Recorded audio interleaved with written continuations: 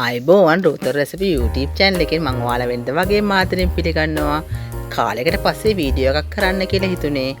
ගොඩාක් කාර්යබහුල වෙලා හිටපු නිසා අපිට වීඩියෝ එකක් කරන්නත් බැරි වුණා. ඉතින් අද අපි බලමු මොනවද කරන්නේ කියලා. මම අද කියලා දෙන්න යන්නේ ඔයාලට උඹලකඩ සම්බෝලයක් හදන විදිය. ඉතින් මේක හරි රසයි. මම මෙතෙන්ට උඹලකඩ අරන් තියෙනවා. ඒ රට කජු අරන් තියෙනවා. ඒ වගේම බොම්බයි ලුණු පොඩියට කපාගෙන තියෙනවා. පොල් ටිකක් අරන් තිනවා. පොල් බායක් විතර සයිස් එකට පොල් ටිකක් අරන් තියෙනවා. දැන් අපි බලමු මේක හදාගන්නේ කොහොමද කියලා. පෑන් එකට පොල් තෙල් ටිකක් දා ගන්නවා මේක බැද ගන්න. ඉතින් මේ වගේ දෙයක් හදාගත්තම ඕන වෙලාවකට කෑමට ගන්න පුළුවන්. බුරියානි එකක් උනත් කහපත් එකක් උනත් එක උනත් කන්න පුළුවන්. දැන් මම මේකට රට කජු ටික දාගත්තා. රට කජු ටික මේ වගේ දාගෙන කළු කරගන්න නැති වෙන්න බැද ගන්න ඕනේ. ඉතින් මේක සාමාන්‍ය ගින්දරේ බැද ගන්න මේ වගේ. ඉතින් ඔයාලා අපේ channel එක subscribe කරලා ටිකක් කට්ටිය ඉන්නවනම් subscribe කරන්නත් පුළුවන්. ඒ වගේම like එකක් දාගෙන යන යාළුවන්ට share කරන්න. දැන් මම ඒ ටික බැදගත්තට පස්සේ ඒ තෙල් එකටම දා ගන්නවා උඹල කඩ ටිකත්. උඹල කඩ කඩෙන් ගත්තේ මම මේක කෑලි කරපු උඹල කඩ. දැන් මේ ටිකත් සෝදලා තමයි ගත්තේ. සෝදලා වතුර බේරලා තියා ගන්න ඕනේ.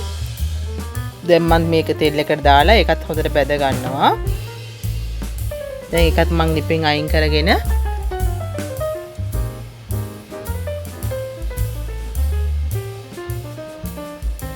දැන් ඒකත් මම ලිපෙන් අයින් කරගත්තා.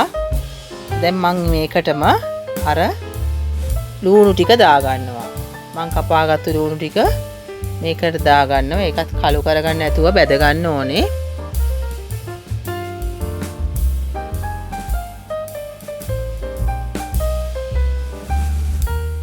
මේ වගේ ලුණු ටික ඔක්කොම ටික මම දා ගන්නවා.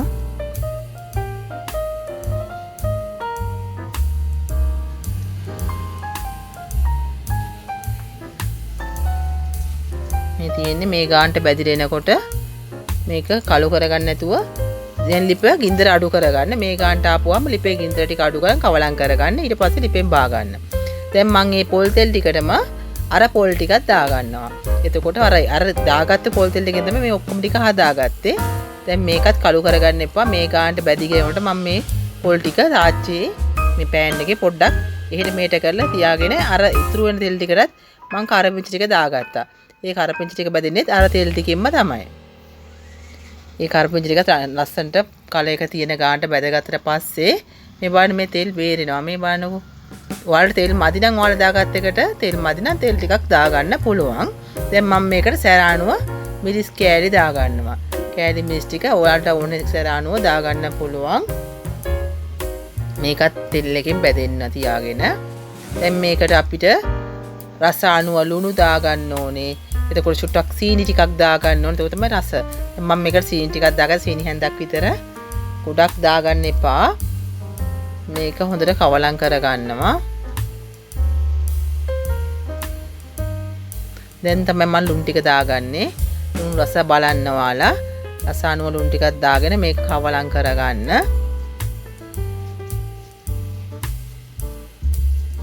දැන් මේක කවලම් කරගත්ත පස්සේ අපි බැදගත්ත සියල්ලම මේකට ටික ටික දාලා කවලම් කරගන්න ඕනේ.